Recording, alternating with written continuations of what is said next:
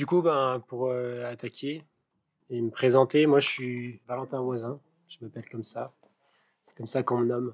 Je fais 2-3 vidéos du coup sur internet, sur YouTube, je parle d'investissement, je parle des cryptos. Et qu'est-ce qui fait que j'en suis arrivé là? Parce qu'à la base je suis juste un éducateur sportif, j'ai rien à voir avec le monde de la finance et de l'économie.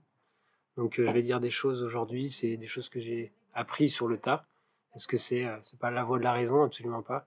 Et est-ce que je connais tout? Je ne pense pas. Je suis souvent dans le modèle associatif, je suis à Écosystème, c'est un supermarché collaboratif. Je suis au sein de l'ELEF aussi, du coup la monnaie locale de Chambéry. Toujours les initiatives comme ça un peu en alternative de la société, c'est des choses qui m'intéressent et c'est ce qui a fait aussi que je me suis intéressé aux crypto-monnaies. Et aussi par rapport au fait que on a peut-être un problème économique. Enfin, moi, je vois il y a des choses qui me dérangent dans l'économie actuelle, comment fonctionne le monde de la finance. Et du coup, le projet de ma chaîne, c'est de parler justement d'investissement, d'essayer de voir un peu comment est-ce que ça fonctionne, de ne pas passer à côté de quelque chose qui, selon certaines personnes, est grandiose, et puis d'essayer d'y donner du sens derrière. Donc éventuellement de lever des fonds, parce que c'est quelque chose qui est possible dans les cryptos, et après de les réinjecter dans d'autres projets qui, selon moi, seraient des projets éthiques, sociaux et solidaires. Je parle de santé, de social, des choses comme ça. Ça, c'est l'objet de la chaîne YouTube que j'ai. Si du coup, je vous pose la question à vous, donc aussi nombreux que vous êtes ce soir, qui a, qui a déjà entendu parler des crypto-monnaies? Du coup, en théorie, beaucoup de monde. Si on donne une année, depuis quand avez-vous entendu parler des crypto-monnaies? Est-ce que les années 2000, vous saviez déjà ce que c'était? Voilà. Est-ce que dans les années 2010, enfin bref, à peu près, la Second Life, ouais. Souvent, on en entend parler dans les médias pendant des phases de bulle où il y a des valorisations très très importantes. Il y a des personnes qui ont des histoires, ils ont raté des choses, on a acheté une année et puis on est passé à côté et puis on se rend compte 5 ans, 10 ans plus tard qu'il y avait des choses à faire. Après, ce qu'il faut noter, c'est qu'il y a des personnes aussi qui en ont acheté à 1 centime et qui en ont vendu à 1 dollar. Ils ont fait des belles plus-values à ce moment-là, mais ils n'en ont jamais racheté derrière. Il y a des personnes qui en ont acheté aussi à 34 dollars. On verra sur un graphique que j'ai tout à l'heure que acheter à 34 dollars cette année-là, c'était le max et que quelques mois plus tard, ça valait 2 dollars. Donc il y a des personnes qui sont aussi sorties, qui en ont acheté très tôt, mais qui se sont fait détruire et qui aujourd'hui ont perdu beaucoup d'argent. Qui du coup a déjà investi dans les cryptos? Ok, c'est déjà 50% de notre audimat, incroyable. Et juste une question du coup, est-ce qu'aujourd'hui, je dis bien, on est le 25 novembre, est-ce qu'il faut acheter les cryptos? Est-ce qu'il faut en vendre? Acheter, ouais. Et acheter à court terme, à moyen terme, à long terme, justement pour répondre à la première partie par rapport à la question de tout à l'heure. Court terme. Les deux. Ouais. Ça marche. Il y a déjà des idées différentes, c'est intéressant. Moi, avant de parler de crypto, pour moi, parce que je suis allé très rapidement dans les cryptos, je me suis dit, mais en fait, c'est quoi la monnaie? C'est quoi l'argent, déjà juste de base? Et aujourd'hui, est-ce que vous êtes capable de dire quelle est la quantité d'euros qui est en circulation? Sans même dire combien il y a de pays qui acceptent encore l'euro. Même moi, je ne sais même plus dire. On pourrait se poser des questions comme ça. Est-ce que vous savez le nombre de bitcoins qui est en circulation? Beaucoup. Alors, le nombre maximum, on va se baser sur le nombre maximum. Ok. C'est 21 millions, et en ce moment, on est autour des 18 800 000, à peu près. Donc déjà, quand on se dit qu'on n'est pas capable de dire le nombre d'euros qui est en circulation, c'est que déjà, on est loin de ce qui se passe. Quand on parle d'une émission post-Covid assez importante, combien est-ce qui a été mis sur le marché? On ne sait même plus dire, c'est des milliards. On ne sait pas ce que ça représente. Et du coup, c'est une autre question que je me pose, mais je me dis, mais en fait, comment est-ce qu'on fait pour émettre de la monnaie? Parce que du coup, il y a quelqu'un qui la crée, cette monnaie. La banque centrale, elle crée de la monnaie. Puis en fait, on se rend compte que c'est pas la banque centrale qui crée de la monnaie, c'est nos banques à nous, nos banques françaises, ou les banques des États. Et en fait, il y a quelque chose qui... c'est super compliqué. Et à côté de ça, bizarrement, les cryptos, ça paraît hyper flou, mais en fait, il y a quelque chose qui est expliqué beaucoup plus simplement, et du coup, on verra un peu plus tard. Les euros, ça va être la diapo d'après, c'est 14 600 milliards, je crois, qui est en circulation. Et ça va changer tous les 2 jours, tous les 6 mois, suivant ce qui est imprimé.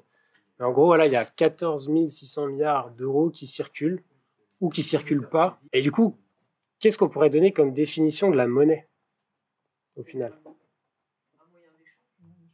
Moyen d'échange, ouais, ça c'est déjà un point qui est très très important. D'investissement, on investit dans la monnaie? Ça peut être une idée, mais ça ne sera pas dans la définition que je donnerai après, mais non. Alors est-ce que c'est le louis d'or qui a pris de la valeur, ou est-ce que c'est le dollar, l'euro, le franc qui a perdu de la valeur par rapport à l'or? C'est encore une grande question qu'on peut se poser. En gros, si on prend les dires d'Aristote, pour lui, il avait 3 notions fondamentales. Valeur de compte, je peux compter de 1 à 10 à 100, peu importe, suivant la monnaie que je veux émettre. Ça peut être une réserve de valeur. Là, pour prendre un exemple, par exemple, quand on était à l'époque du troc, on s'échangeait des cailloux, des outils, des animaux, du bétail. Et si jamais moi, je suis éleveur de moutons et que je veux l'échanger à quelqu'un d'autre contre un outil, est-ce que le mouton, au bout d'un moment, il ne va pas avoir des maladies, mourir? Est-ce qu'il garde sa valeur dans le temps? Après, la réalité, c'est que nos monnaies se dévaluent par rapport à d'autres choses, mais c'était déjà un peu ça l'idée. Et du coup, échangeable, c'était déjà une... Ça, c'est selon Aristote, puis après, chacun peut avoir sa propre définition aussi. Hein, mais... moi, ce que je note qui est vraiment important, parce qu'aujourd'hui, j'avance avec... aujourd'hui, nous, on a 2 formes de monnaie. Monnaie fiduciaire, nos billets, nos pièces, qu'on échange physiquement, sur lesquelles il n'y a pas réellement de contrôle, puis la monnaie scripturale. Donc on échange avec notre banque, ou quand on fait des virements bancaires et compagnie, quand on paye en entreprise. Et là, on ne peut pas le palper vraiment, et c'est pour ça qu'on parle d'argent numérique, mais on n'est pas du tout dans les crypto-monnaies. Du coup, on a quelque chose qui est... l'argent, il est divisible, il est transportable, on peut aller partout avec, et normalement, on se l'échange parce qu'on a confiance. Si tu prends les euros ici dans ton restaurant, c'est que tu as confiance. Tu prends les LEF, tu as confiance aussi en ce réseau local de Chambéry. Est-ce que tu prends les bitcoins? Voilà. Et pourquoi? Est-ce que tu prendrais... Physiquement, non. Et justement, la monnaie qu'on s'échange aujourd'hui les uns avec les autres, en fait, c'est que de la dette. On se doit quelque chose. Donc en fait, la banque, quand elle nous met des chiffres sur un compte, en fait, on se doit mutuellement quelque chose, dans un sens ou dans l'autre. Quand on a un billet, c'est pareil, c'est quelque chose qui est porteur d'une valeur, mais qu'on doit. J'ai travaillé, du coup, la personne me doit tant, elle me donne. C'est une sorte de coupon, en fait. Et juste parce qu'on a confiance entre les individus, on peut s'échanger. Du coup, demain, on pourrait imaginer dans un monde futur que ce soit plus des billets, ça a été des coquillages, ce sera autre chose. Enfin, ça pourrait toujours évoluer. Et puis, au même titre que on a connu du franc, on connaît des euros, demain on connaîtra peut-être une autre monnaie. Voilà, et du coup, ouais, c'était le bon chiffre, je me rappelle bien, 14 600 milliards de dollars, d'euros, pardon, en circulation. Et du coup, là, c'est ce que je viens de dire. Hein, on payait en coquillage, on s'échangeait des choses, des louis d'or, des billets. Peut-être que demain, on se paiera en crypto-monnaie, en bitcoin, on ne sait pas. Je suis pas là pour dire c'est ce qui va se passer, mais admettons. Et ce qu'il faut bien noter, c'est que on a été pendant un temps indexé sur l'or. Et ça a été une vérité pendant un certain temps. Les États ont décidé autrement. Aujourd'hui, toutes les monnaies sont indexées sur le dollar. Donc, c'est quelque chose qui est en perpétuelle évolution. Donc, on ne sait pas, dans 10 ans, dans 100 ans, dans 1000 ans, on aura peut-être vu d'autres monnaies arriver. Donc, pourquoi pas les crypto-monnaies? Pourquoi pas d'autres choses?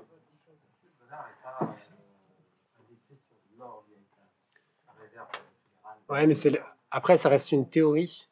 En théorie, effectivement, on considère qu'il n'y a plus que les États-Unis qui a son stock d'or et le nombre de billets en conséquence.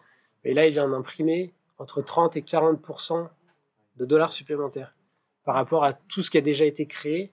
Du coup, là, il joue avec des chiffres qu'on ne maîtrise pas. Et la question qu'on peut se poser, c'est est-ce que ça a une réelle valeur par rapport à l'heure? Après, c'est toujours dans les médias, 30 à 40%. Qu'est-ce qui est réel, pas réel? Il y a des choses qui ont été créées qui vont être détruites aussi rapidement. Donc on ne maîtrise pas non plus exactement ce qui va se passer. Pour moi, après avoir creusé plein de choses, et dont les monnaies locales, pour moi, il y a une chose qui est fondamentale pour nous, entre les individus, c'est de se faire confiance. Pour moi, s'il n'y a pas de confiance, on ne va pas s'échanger. Du coup, il n'y aura plus de... On détruira peut-être l'emploi, les entreprises et compagnie. Donc il faut vraiment qu'il y ait une notion de confiance dans la monnaie qu'on s'échange. Du coup, petite introduction faite sur la monnaie. Rentrons un peu plus dans les cryptos et sans rentrer dans des gros détails pour ne pas y passer 2-3 heures. En gros, dans les années 90, on a un mouvement, les cypherpunks, des personnes, c'est des foules informatiques, ils sont capables de coder tout ce qu'ils veulent, ils font la cryptographie, et puis ils imaginent aussi un monde avec la finance, quelque chose de de beaucoup plus évoluer. Il y a un truc sympa à regarder sur Arte. Arte, ils ont fait un reportage, enfin, il est paru sur YouTube il y a moins d'une semaine. Peut-être qu'il est un peu plus ancien, mais voilà. Tapez sur YouTube Bitcoin, c'est un truc qui va ressortir tout de suite. Et il y a un petit passage là-dessus qui est vraiment intéressant. Donc en gros, il y a des personnes qui à ce moment-là ont déjà tenté par la cryptographie de créer des monnaies. Il y a eu plein de tentatives qui ont échoué. Et puis est né un jour le Bitcoin grâce à, ou à cause de, suivant où on se place, Satoshi Nakamoto. Qui est-ce que c'est? Une personne, un groupe, une entité. En fait, personne ne sait qui c'est aujourd'hui, alors qu'il a été créé en 2008. En 2008, on a le premier white paper. C'est un papier qui explique le fonctionnement de Bitcoin. Il est écrit en anglais, alors qu'on pourrait penser qu'il est peut-être asiatique, japonais, on ne sait pas. Mais c'est quand même un très bon anglais avec des mots d'argot, donc on peut vraiment se poser la question de qui est-ce que c'est cette personne. Et malgré un Bitcoin aujourd'hui qui vaut à... Je suis désolé, des fois je cherche des chiffres vraiment précis parce que c'est un peu la nouvelle horloge du temps, mais en gros qui a dépassé les 1000 milliards de capitalisation, on ne sait toujours pas qui est cette personne. Cette personne-là possède une adresse avec plus de 5% des bitcoins, on ne sait toujours pas qui c'est. C'est quelque chose qui est quand même assez incroyable. On se demander s'il est mort ou pas. Avant de continuer de parler de bitcoin ou des crypto-monnaies, il y a des personnes qui l'ont créé, mais grâce à quoi est-ce qu'ils l'ont créé? Ils l'ont créé grâce à la blockchain. C'est un mot qui est un peu tiré par les cheveux. Est-ce que c'est un mot que vous connaissez? Est-ce que vous pouvez expliquer ce que c'est? C'est là où c'est plus compliqué. Si on l'explique à un enfant de 5 ans, très simplement, ce que j'ai marqué là, Internet, il nous a permis de s'échanger des informations. Ça a été un outil révolutionnaire qui nous permet d'accéder où qu'on soit à n'importe quelle information et dans un temps très très court. La blockchain, elle, va être capable de confirmer, de valider les informations du coup qui sont proposées. On n'est pas que sur la transaction, même si ça a été créé pour Bitcoin, pour les transactions. Et aujourd'hui, il y a tout un tas du coup de secteurs d'activité qui commencent à utiliser la blockchain. Donc là, j'ai mis donc, les échanges financiers, la justice. On pourrait très bien avoir des personnes qui vont avoir besoin de créer un jugement, qui vont passer par là. Gestion de données, ça peut être, je sais pas, des grosses enseignes pour des gestions de froid, par exemple, et qui veulent tracer leurs produits. Ça pourrait être un simple grand fichier Excel, mais un peu plus complexe, si on veut vraiment expliquer de façon simple, pour des droits de vote et compagnie. Et en gros, on a des personnes qui vont faire fonctionner le réseau et des utilisateurs du réseau. Donc, il faut vraiment se dire qu'on est sur un réseau. Il y a des personnes qui sont dans le réseau, il y en a d'autres qui ne le sont pas. Puis, il n'est pas non plus imposé à tout le monde. Des fois, il y a des personnes qui disent « Oui, mais si Bitcoin devient la nouvelle monnaie, est-ce qu'elle sera imposée à tout le monde ?» Non, en fait, il y a des utilisateurs, il y a des personnes qui ne le sont pas. Comme nous, on est en Europe, on utilise l'euro, et puis il y a d'autres monnaies qui circulent, qu'on n'utilise pas, et puis ça ne change pas notre vie quotidiennement. Les utilisateurs, ils vont, du coup, j'ai dit, valider les transactions ou les données qui vont être sécurisées par la blockchain pour sécuriser, du coup, cette base de données. Et elle sera infalsifiable et non modifiable, et je reviendrai dessus normalement juste après. Pourquoi la blockchain? Eh bien, parce que c'est un système, c'était pour faire face à un système centralisé, c'est celui qu'on connaît actuellement. Je suis une personne A, vous êtes une personne C, on veut s'échanger de la valeur ou des données. Eh bien, les 3/4 du temps, on va faire appel à une entité qui va centraliser cette information-là. Donc là, si on prend un exemple tout bête, on veut se faire un virement d'une centaine d'euros, que je le fasse avec mon téléphone, avec mon ordi, peu importe. En gros, la banque, elle va dire, je suis bien la personne que je dis d'être, j'ai mon identité, Valentin Voisin, vous êtes votre personne, j'ai bien les fonds, je peux bien vous les transmettre, et cette personne-là, l'entité, la banque, va pouvoir valider cette transaction-là. Et sans la banque, on ne peut pas s'échanger de la monnaie de cette manière-là. On pourrait se donner un billet, mais même le billet, lui, il a été contrôlé par la banque parce qu'il est émis par les banques. Donc aujourd'hui, s'il n'y a plus de banque, comment on fait pour s'échanger de la monnaie? J'ai dit tout à l'heure, il y a l'élève. Du coup, donc, la blockchain va proposer quelque chose de décentralisé. Donc il faudra se dire que là, on n'a plus une entité qui va gouverner, qui va décider, qui va organiser tout ça. On va tous pouvoir collectivement être acteurs de ce réseau. C'est là où ça devient intéressant. Le ALC, je les ai mis sur 2 ordis, là, je ne sais pas si vous voyez correctement, mais ils auraient pu être sur n'importe quel autre ordi, on s'en fiche. C'est là que ça devient dingue, c'est que toute personne disposant d'un outil informatique peut du coup prendre part à la validation de ces données. Et on aura tous les informations de tout le monde. C'est quelque chose qui des fois peut faire peur, dans le sens où on se dit, mais moi, j'ai pas envie que tu saches que, utilise des billets, utilise l'élève. On ne saura pas s'il est papier. Mais il y a des transactions pour certaines personnes. de plus grosses valeurs, où ils ont besoin d'avoir un petit peu plus de vitesse, où ils ont besoin qu'elles restent gravées dans le marbre, peut-être entre deux entreprises, pour prouver qu'on a bien échangé à telle heure de la valeur. Et ben, on peut utiliser du coup la blockchain. Comment est-ce que ça fonctionne? Parce que c'est bien beau de dire on a des ordinateurs, donc on a des utilisateurs qui vont s'échanger nos bitcoins ou peu importe, autre information. On va avoir des mineurs qui vont, eux, valider ces transactions ou ces données. Dans le cas de Bitcoin et de plusieurs blockchains qui sont sous format Proof of Work, donc par preuve de travail, c'est des machines qui vont calculer. On reste sur un truc très simple, je ne vais pas rentrer dans un truc informatique complexe que même moi je ne maîtrise pas. Ils vont simplement du coup calculer, et je vais le montrer un peu plus en détail, il y a dans d'autres blockchains, il y a d'autres états de fonctionnement. Et du coup, ces mineurs qui avant, on les appelle mineurs, pourquoi? Parce qu'avant ils étaient dans la mine avec la pioche pour piocher de l'or, et souvent on dit que Bitcoin ressemble beaucoup à l'or. Je pourrais en donner plus de détails tout à l'heure.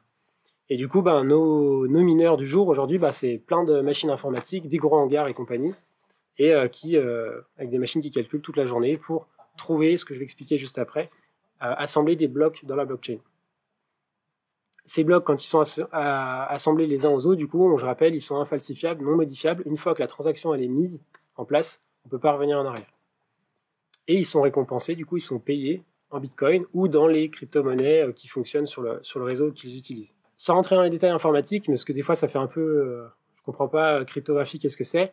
Qu'on ait une transaction, un échange, un vote, un contrat, un brevet, peu importe, on a ce qu'on appelle le hachage, ça va être la façon de coder en fait l'information. Les ordinateurs, ça marche entre 0 et 1, il y a des 0 et 1 dans tous les sens. Là, ils ont eu la chance de pouvoir développer quelque chose d'un peu plus puissant, avec des chiffres, avec des lettres, et du coup de pouvoir réduire l'information de façon encore beaucoup plus compressée.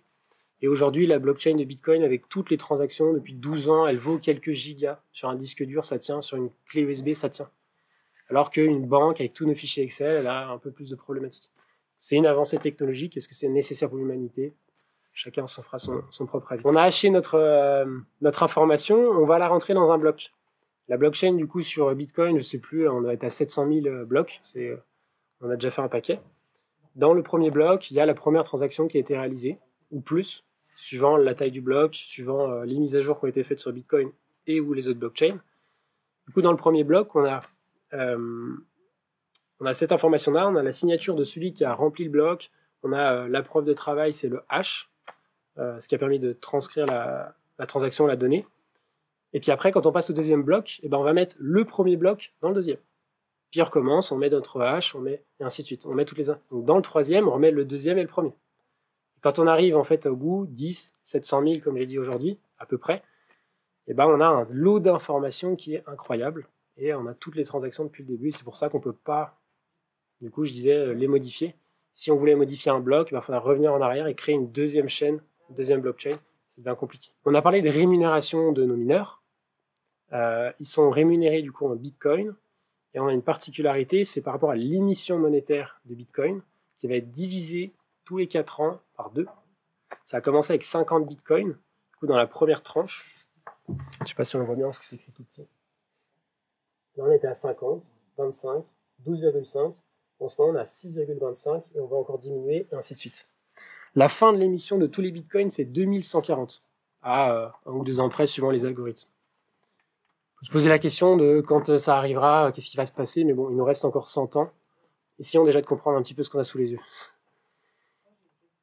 Ouais. Il y en a 14 000. Il y en a qui servent, il y en a qui ne servent pas. Il y en a qui, on appelle des scams, c'est des projets qui ont été créés pour voler un peu d'argent d'autres personnes. Des trucs un peu plus frauduleux que d'autres. Ce qu'il faut noter, du coup, c'est-à-dire que j'ai dit tout à l'heure, on avait 21 millions de bitcoins maximum, du coup, en 2140. Donc au début, il y en avait beaucoup qui étaient créés, c'était 50 toutes les 10 minutes, qui étaient donnés en récompense à nos mineurs, aux personnes qui prennent part au réseau. Bon, plus on avance dans le temps et plus nos mineurs sont équipés informatiquement, c'est des stades de foot qu'ils arrivent à déplacer. Ils peuvent se retrouver dans n'importe quel pays du monde pour aller chercher l'énergie la moins chère et souvent peu carbonée, c'est ça qu'il faut aussi se dire. Mais je ne vais pas les défendre forcément. Au début, c'était 50, c'était 25. Donc en fait, plus on avance dans le temps et plus ça raréfie l'offre de Bitcoin qui est en circulation.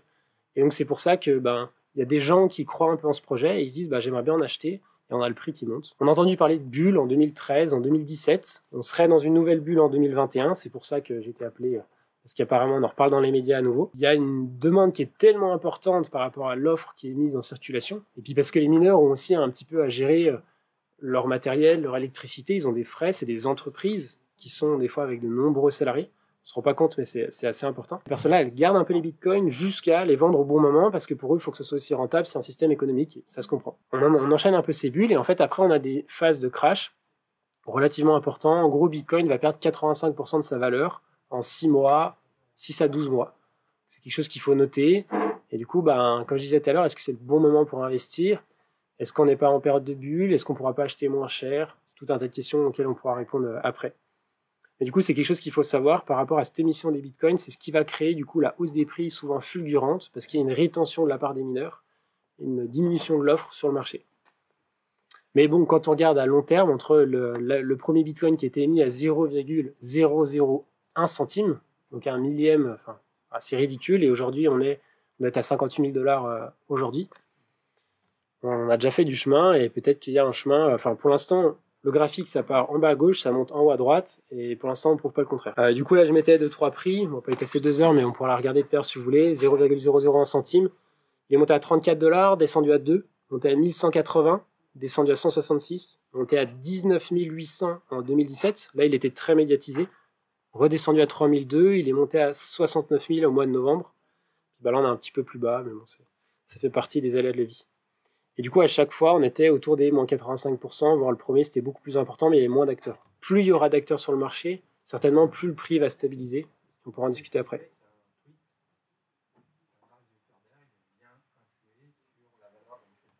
Du coup, c'est Tesla, Elon Musk. On en parle juste après. Je finis juste comme ça. Du coup, on n'avait que Bitcoin jusqu'à présent. On a aussi des altcoins. Et du coup, là, c'est les crypto-monnaies alternatives. On les appelle comme ça parce que l'horloge, c'est l'horloge du marché. Enfin, le Bitcoin, c'est l'horloge du marché. Quand il monte, les autres montent. Quand il crash, les autres crashent. Il n'y a pas le choix. Alors qu'en bourse, on a une décorrélation des entreprises. Les entreprises technologiques peuvent monter, le luxe peut baisser. Je sais pas, dans la santé, ça peut monter. Voilà, chacun a ses petits niveaux, mais il n'y a pas de corrélation. Après,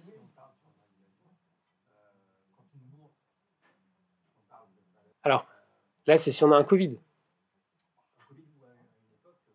Oui, mais des crises, ouais, mais des vraies crises. On a, j'ai oublié comment est-ce qu'il s'appelle, pour l'entreprise Tobam, des statistiques dans la finance. Et avec le terme, il faudrait que je ne l'écorche pas, mais la corrélation de Bitcoin et des marchés financiers est non significativement non nulle. Pour l'expliquer plus clairement, en gros, c'est on a beau avoir quelque chose qui se passe à droite, il ne se passe pas la même chose à gauche. À aucun moment donné. Alors, ok, le Covid, il a mis tout le monde à plat. Mais que ce soit Bitcoin, que ce soit Facebook, que ce soit nous, enfin, on y était tous. Et ça, c'est des événements comme une guerre, et voilà. Mais après, si on regarde vraiment post-Covid, le luxe a fait une épopée en bourse parce que les seules personnes qui avaient la possibilité de consommer, c'est des personnes qui avaient beaucoup de moyens, qui pouvaient encore se déplacer. Donc, c'est des entreprises qui ont continué à fonctionner. Donc, je disais des altcoins. On a quelques cryptos qui ont essayé de recopier Bitcoin. Ça n'a pas forcément aussi bien marché, voire pas du tout. Il y a des personnes dans Bitcoin qui ont tenté des mises à jour, de faire des forks, de créer d'autres blockchains qui ont échoué aussi parce qu'elles n'ont plus la même valeur. Ils ont juste fait un copier-coller avec 2-3 modifs. Pour l'instant, ça n'a pas fonctionné. Donc, ils essayaient de dépasser le Bitcoin, mais Bitcoin, c'est Bitcoin. C'est ce que tout le monde raconte. Je ne suis pas là pour le dire moi, mais c'est ce que tout le monde raconte.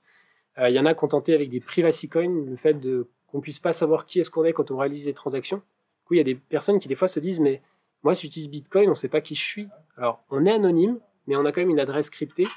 Et aujourd'hui, pour s'inscrire sur une plateforme qui va nous permettre d'acheter du Bitcoin, il va falloir prouver notre identité. Il y a 10 ans, ce n'était pas vrai, ce n'était pas réglementé, mais aujourd'hui, je dois prouver mon identité pour avoir accès à l'achat de Bitcoin, pour l'échanger, le dépenser. Donc aujourd'hui, si n'importe quelle personne veut faire des choses illégales, un jour, on pourra la retrouver. Exactement, voilà. Donc au début, c'était relativement important, mais entre les sommes qui ont été échangées sur le dark web et ce que peuvent faire notre système bancaire et nos politiques, des fois, je ne sais pas sur quel pied danser. Il y a des altcoins qui ont essayé d'innover dans la blockchain pour résoudre un trilemme, sécurité, décentralisation, scalabilité. Sécurité, est-ce que notre réseau, on a confiance? Est-ce qu'il y a des bugs? Est-ce qu'il y a des hacks? Est-ce qu'il y a des personnes qui vont venir nous piquer notre argent? Décentralisation, donc je vous ai fait le topo tout à l'heure. Et scalabilité, c'est est-ce que ça va vite? Est-ce que c'est efficace? Aujourd'hui, Visa fait, ou Mastercard, je ne sais plus laquelle des deux, 17 000 transactions par seconde. Il faut se dire, il faut que ça aille vite, les ordi, il faut qu'ils calculent, quoi. Bitcoin, pour l'instant, on est plutôt à c'est une 10 ou 15, quelque chose comme ça, toutes les secondes. Il est beaucoup plus lent. Mais il n'y a pas autant d'utilisateurs. Pour l'instant, ce n'est pas grave, et il y aura des mises à jour qui vont faire que ce sera possible si c'est nécessaire. Mais pour l'instant, ça ne l'est pas. Et il y a du coup des blockchains qui sont à 50 000, à 100 000 transactions par seconde, et du coup qui essayent de dépasser Bitcoin là-dessus. Après, est-ce qu'elles ont la même valeur monétaire? C'est une autre question qu'on peut se poser. Il y en a qui ont permis des développements des smart contracts. Les smart contracts, ça va être sur une blockchain, parce que pour l'instant, Bitcoin nous permet que de s'échanger des choses, des bitcoins, c'est tout. On a la blockchain, par exemple, Ethereum, sur laquelle on va pouvoir construire d'autres protocoles, et du coup s'échanger d'autres crypto-monnaies, construire tout un tas de services. Je parlais de la justice, je parlais de droit de vote, des choses comme ça. C'est des choses qui vont se créer sur une blockchain. Et c'est pour ça que je disais tout à l'heure, la technologie est importante avant même de parler de la crypto-monnaie et de ce qu'elle peut apporter. Et on a eu la naissance de la DeFi, la finance décentralisée. C'était justement le fait de pouvoir se passer d'intermédiaires et de dire qu'aujourd'hui, il y a des personnes qui sont devenues leur propre banque, ou il y a des entreprises qui deviennent des nouvelles banques, numérisées par l'intermédiaire de la blockchain. Il y a 81 entreprises sur le top 100 des plus grosses capitalisations boursières mondiales. Donc, je crois que Total en fait partie. Ça doit être l'une des seules françaises. Mais les Facebook, les Apple et compagnie, il y a 81 de ces entreprises qui utilisent déjà la blockchain. Et pourtant, on ne les a jamais entendus dire investir dans Bitcoin, mais ils utilisent la blockchain. Donc, c'est une technologie qui est déjà quand même intégrée par ces entreprises. Ça va permettre, du coup, ces autres blockchains ou protocoles et compagnie, pour des entreprises de lever des fonds. On peut lever des fonds en bourse, donc sous format d'actions, sous format d'obligations. Et aujourd'hui, grâce aux crypto-monnaies, c'est aussi quelque chose qui est possible. Je ne rentre pas dans les détails, puis on peut en parler plus en profondeur après. Et ça permet aussi, du coup, à certaines entreprises d'avoir des business models complètement différents pour, fidéliser les clients, leur offrir des services supplémentaires, leur faire prendre part à des décisions. Donc, je vais prendre un exemple, Chili's. On est sur des tokens représentatifs de fan club de foot, et du coup qui vont permettre de prendre part à des droits de vote. Je sais pas, je vais ajouter quelque chose sur le maillot. On va demander aux fans qui possèdent le token, est-ce qu'ils souhaitent le bleu, le rouge, peu importe.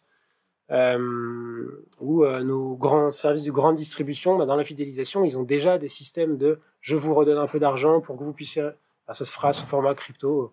Il y a des choses qui sont déjà créées aujourd'hui qui seront peut-être utilisées demain sous format crypto. Juste là, on a du coup Bitcoin qui va être tout à gauche, on a Ethereum, on a le Dogecoin, et on a Binance Coin tout à droite. Donc on a les trois plus grosses de chaque côté, et le Dogecoin, si à la base c'était une blague, et qui se retrouve quand même aujourd'hui toujours, si je dis pas de bêtises, dans le top 10 des cryptos en termes de capitalisation. À la base, c'était juste une blague. Et quand on voit les quelques blagues, scams, les personnes qui ont vraiment volé de l'argent, il y a eu des hacks, le plus gros, je crois, c'est 600 millions de… Quelqu'un qui a réussi à récupérer 600 millions grâce à la blockchain. Chose qui arrive. Est-ce qu'on est sur une révolution monétaire? Est-ce que ça va vraiment pénétrer nos vies?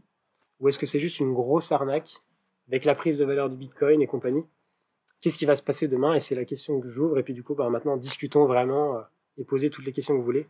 J'ai 2 diapos qui peut-être répondront, et puis si j'ai pas les moyens, j'y répondrai pas, tant pis. Hello, alors je suis désolé pour la partie du coup questions-réponses, la qualité du son était cata, donc je vais pas pouvoir la laisser, mais c'est pas grave, j'espère que la vidéo vous a plu à tous.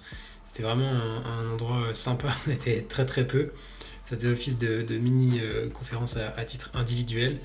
Je remercie du coup fortement La Forge, le restaurant qui m'a accueilli, petit resto sur Chambéry. Je mettrai du coup dans la description l'adresse et puis les contacts si jamais il y en a qui veulent aller manger là-bas. Et puis du coup n'hésitez pas comme d'habitude à vous abonner, liker la vidéo, ça me fait toujours le plus grand plaisir. Et puis n'hésitez pas à partager aussi cette vidéo à tous ceux qui potentiellement voudraient du coup avoir ce genre de petite animation de soirée. Ça va être très intéressant, on en a pour une demi-heure, petite explication rapide de comment ça fonctionne et après grosse question-réponse. Donc ça permet d'aller beaucoup plus en détail dans la thématique, soit des cryptos, des monnaies de manière générale. Je parle aussi de la sortie des banques. Il y a tout un tas de thématiques auxquelles je m'attarde et voilà, c'est très intéressant de discuter là-dessus. Sur ce, très bonne fin de journée comme d'habitude. Ciao!